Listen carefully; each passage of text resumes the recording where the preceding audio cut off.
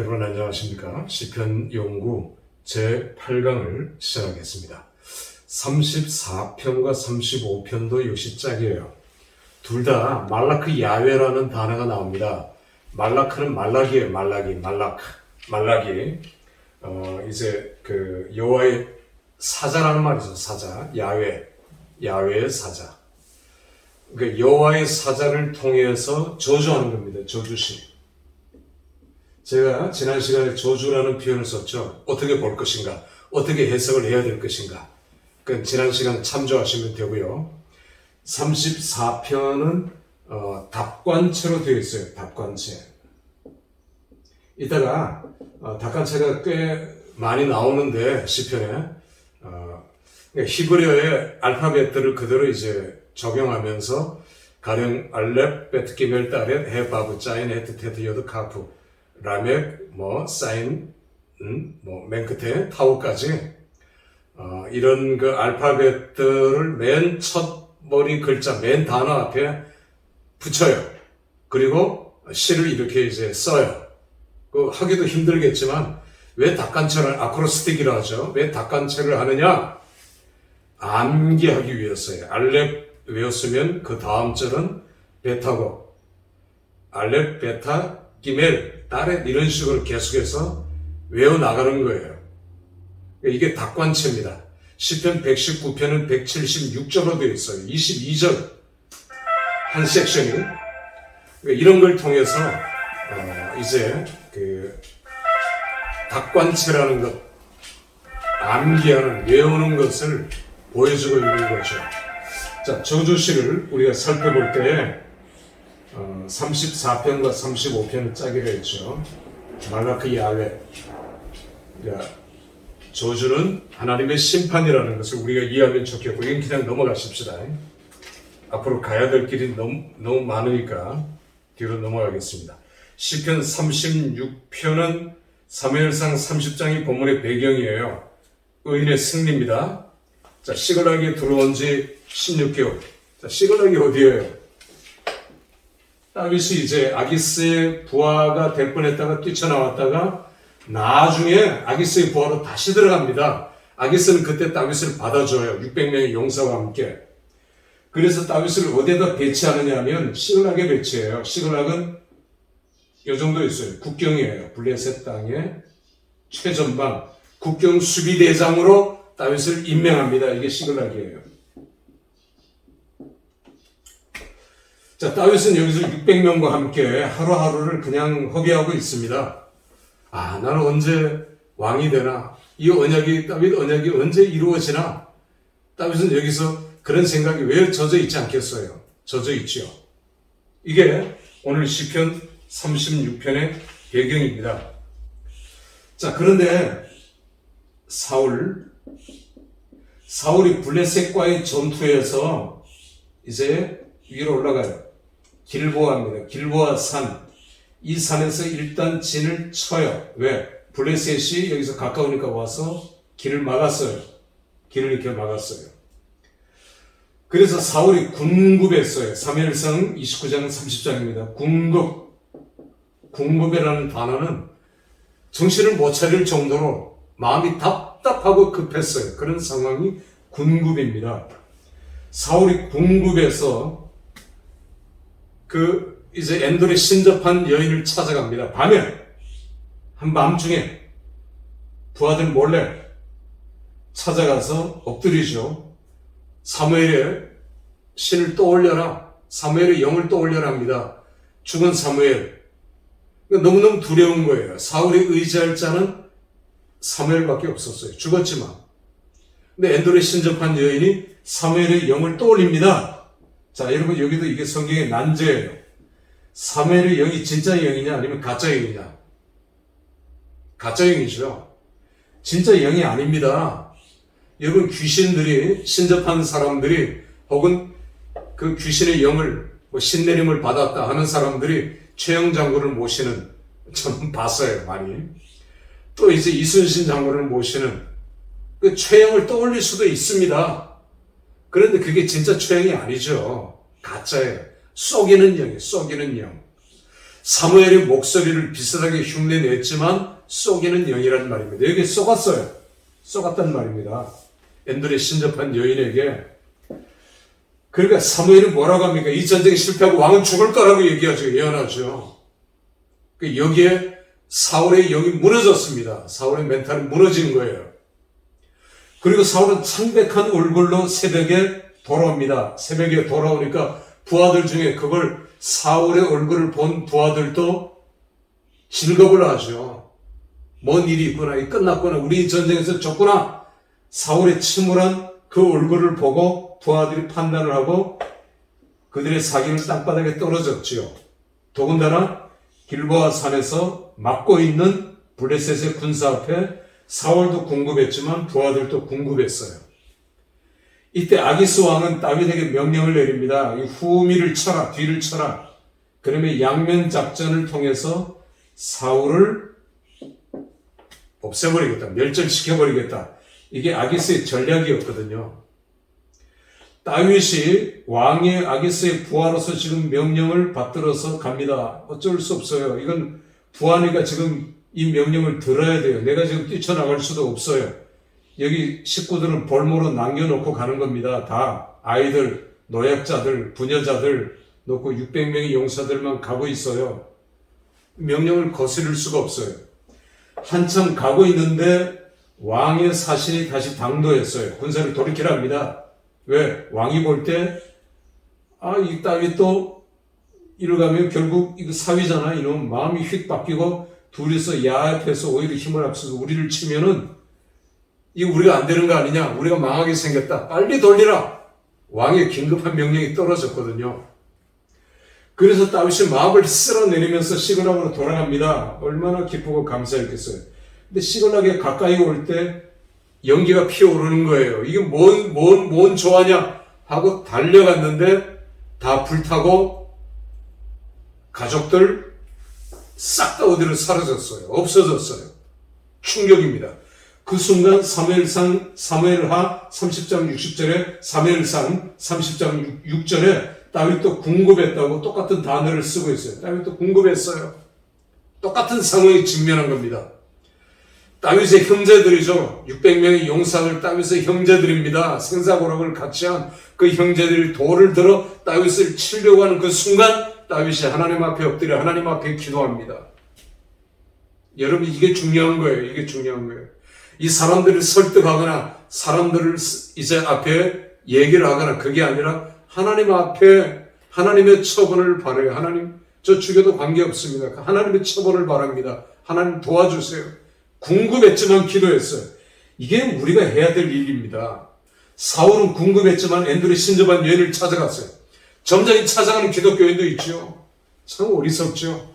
또 여기서 기웃기웃하면서 이 기도는 나쁘다는 거 절대 아닙니다. 거기서 은혜를 받고 힘을 얻고 재충전하고 그거 좋은 거죠. 그러나 자주 늘 혹은 그것을 너무 의지하거나 내 목자가 있는데 다른 목자한테 가서 꼴을 먹겠다고? 그건 아니거든요. 꼴은 물론 먹을 수 있겠지만 목자는 구별해야 되는 거잖아요. 된장인지 똥인지 모르고 그러면 안 돼요. 자, 똑같은 궁금한 상황을 당했지만 다윗은 기도했단 말입니다.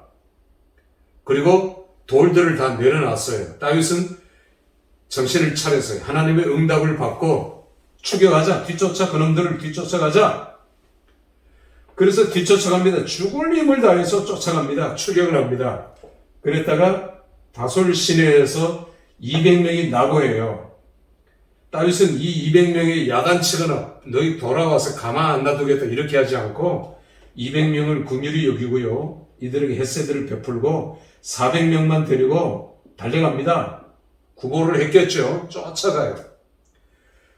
그러다가 밑에서 누구를 만났느냐면 이집트 병사를 만나요. 이집트 병사를 만났는데 다 죽어가는데 주인이 그냥 부상을 당했다고 내버려 길바닥에 버려서 지금 죽어가는 이집트 병사를 만난 다윗은 시간이 없는데도 불구하고 이 이집트 병사에 대해 햇새들을 베풀어요. 이집트 병사가 감격했죠. 자기 신문을 밝힙니다. 저는 이집트 사람이지만 여기 끌려와서 노예로 있는 병사 아무개입니다. 그들이 어디로 도망갔는지 제가 아니까 제가 여러분들을 도와드리겠습니다. 이게 헷세드를 베푼 자에 대한 하나님의 응답이라는 말입니다.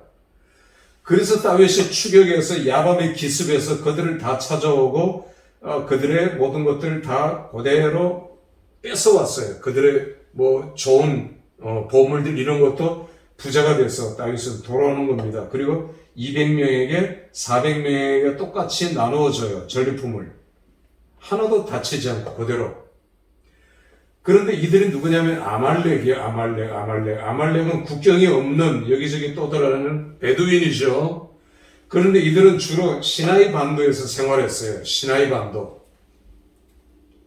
이쪽에 뭐 모세 장인 이거 다 베두인족들이에요. 아말렉 쪽은 그들은 아닙니다. 그나스족, 갈렙. 그런데 이 아말렉 족들은 여기까지 어떻게 여기까지 이건 아니죠. 거리가 굉장히 멀거든요. 그러나 아말렉은 출애굽기 17장 마지막 절에 내가 대대로 하나님께서 말씀하셨죠. 내가 대대로 아말렉과 싸우리라 그랬어요. 그러니까 아말렉은 사탄의 대리자로 나옵니다. 계속. 그러니까 여기에서 다윗 가족들을 딱 뺏어가고 공격할 수 있었던 것은 사탄의 대리자로 다윗을 공격하고 다윗 언약이 깨지고 다윗 언약을 깨트리려고 여기까지 온 거예요. 이게 나중에 어디까지 가느냐면 하만까지 갑니다. 하만 알죠? 페르시아의 하만 에스더서 거기서 하만이 아말렉 쪽이라는 게 밝혀지잖아요. 유대인들을 다 멸하려 했다가 하나님의 극적인 도우심으로 에스더의 죽으면 죽으리라는 기도로 오히려 하만이 장대 십자가죠. 막대기 끝이죠. 거기에 매달리면서 역전되는 장면을 보여주면서 유대인이 승리하면서 이 날을 축제로 즐기잖아요. 우리는 성탄절을 즐기지만 이 사람들은 성탄절 때 자기네들의 해방된 이 절기를 지낸단 말이에요. 그러니까 아말렉은 사탄의 대리자 역할을 처음부터 끝까지 이스라엘 백성들이 출애굽할 때부터 17장에서부터 지금 하만까지 끊임없이 언약 백성들을 괴롭히고 다윗 언약을 막으려고 했던 불구대천의 원수가 아말렉이라는 말입니다. 그래서 사탄은 아말렉을 동원해서 여기까지 온 거예요. 자, 제가 얘기하고 싶은 것들은 궁극한 일을 당했을 때, 기가 막힌 일을 당했을 때 우리는 어떻게 승리할 수 있는가? 그 상황 속에서도 우리는 하나님 앞에 헷세드를 통해서 내가 일어났고 헷세드를 통해서 내가 일어났으면 나도 헷세드를 베풀어야 돼. 나도 없지만, 나도 힘들지만, 나도 고통스럽지만 헷세드를 베풀어야 된다는 것을 시편 36편은 우리에게 보여주고 있습니다. 자, 37편은 의인과 악인, 의인의 삶의 원리, 행동 원리인데 역시 닭관체로 이렇게 되어 있어요. 여러분들이 나중에 히브리어를 공부할 기회가 있겠지만 이렇게 알렙부터 시작해서 타오까지 이 닭관체를 그 시편에 많이 사용하고 있다. 심지어 제가 얘기한 119편 제일 긴 176절로 된 그런 시편도 그들은 토시 하나 틀리지 않고 다 암송하고 있는 거예요. 그러니까 구전되었다고 해서 우습게 여기면 안 돼요. 구전되면 뭐 토시도 틀리고 단어도 틀릴 거 아니냐, 그게 아니라는 거예요. 1.1획도 그들은 틀리지 않게 하기 위해서 아크로스틱, 이 닭관체를 사용해서 성경을 아예 통째로 외워버리는 겁니다. 이게 참 무서운 민족이죠. 그리고 하나님의 택한 선민이라는 것, 그들이 이런 데서도 나타나는 거죠. 자, 시편 40편도 기가 막힌 일을 당했을 때 특별히 7절 보면 내가 왔나이다 나를 가리켜 기록하는 것이 두루마리 책에 있나이다. 그러니까 메시아 예수 그리스도 장차올 메시아에 대한 예언, 기독론적 해석이 없으면 이걸 뽑아낼 수 없고 해석할 수가 없죠. 메시아십니다. 그리고 기가 막힌 일을 당했을 때 우리가 어떻게 극복하고 이겨낼 수 있는가를 보여주는 시편 40편. 시편 41편에서는 친구의 배신, 그 아이도벨의 배신을 통해서 장차 예수님의 친구 가룟 유다가 배신할 것을 예언해요. 이게 9절에 나와요. 9절에 친구의 배신, 1인칭 시점, 1인칭으로 시작하는 9절, 특별히 인칭의 변화, 인칭에 우리는 주의를 기울여야 됩니다. 친구의 배신에도 오히려 감사하고 하나님의 헤세드로 일어날 수 있었던 다윗. 자, 이제 시편 42편으로 넘어갑니다. 42편은 대표적인 영적 침체예요.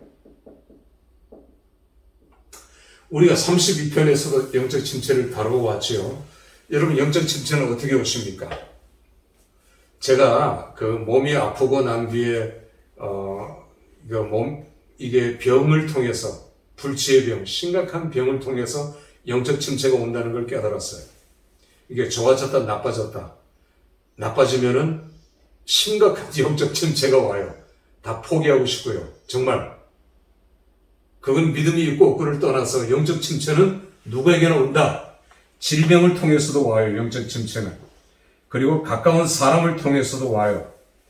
내 스스로 실망할 때가 있어요. 혹은 하나님께서 나를 관역 삼아 쏘아버릴 때도 있어요. 영적 침체는 그야말로 다양하게 옵니다. 전쟁을 통해서도 오고요. 적을 통해서도 와요.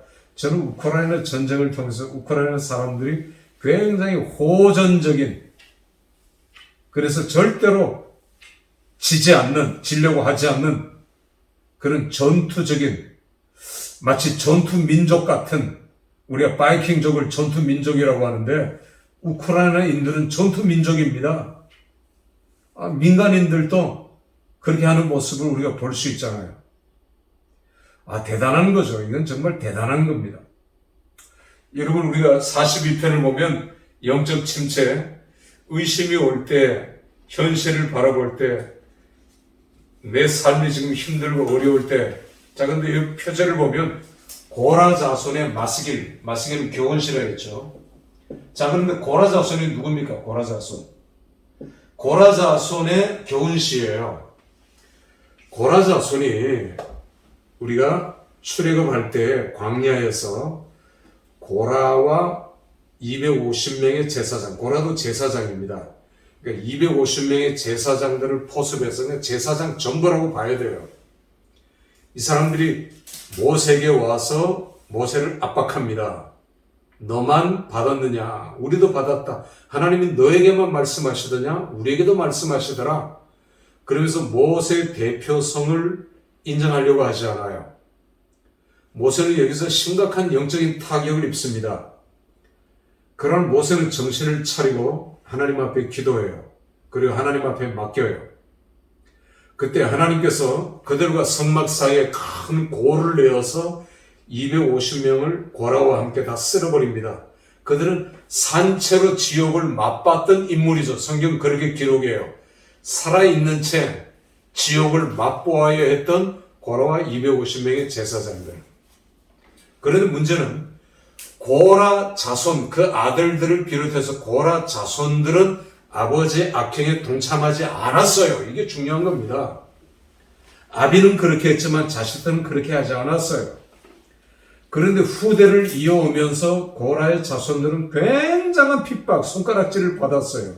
네 아비가, 네 할아비가, 네 몇 대 조상이 하나님을 대적하고 모세를 대적하고 있을 수 있느냐, 이런 일이. 너 똑같은 놈 아니냐? 너도 배신할 놈이지? 너 배신자지? 이런 식으로 엄청난 핍박을 받았던 고라 자손들. 그러나 그들은 결국 이겨냈습니다. 시편에 고라 자손들의 시를 보면은 나는 내 하나님 전에 문지기로 있는 게 좋사오니, 그걸 고백해. 문지기로 있는 게 좋사오니. 여러분, 이만 강의 이렇게 마치겠습니다. 수고했습니다.